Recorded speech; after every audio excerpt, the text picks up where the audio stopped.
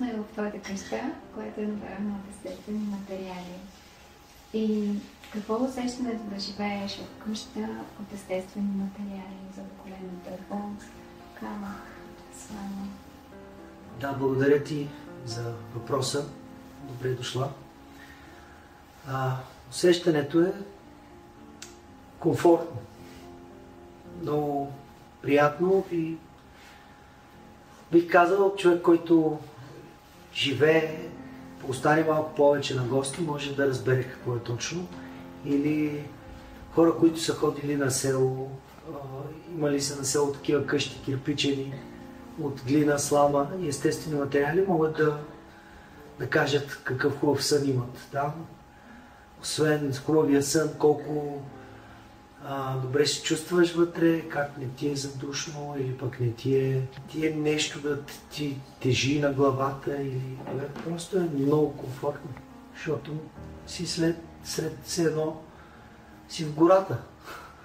Само че в къщичка в гората, просто от естествени материали, дърво, слама, глина, вар. Няма такова усещане, да го кажем, в другите постройки и в другите конвенционалното строителство. Преди това бяхме в апартамент, нали, който е направен от бетон и арматура, яко, много тухли.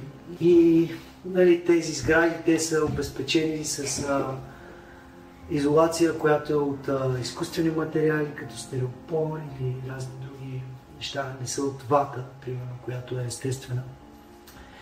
И това нещо просто всякак те потиска.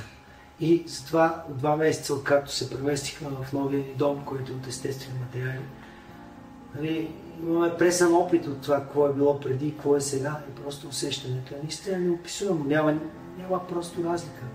Разликата е, нали, все едно да живееш нали, тук в България или да си на някакво райско кътче. Да.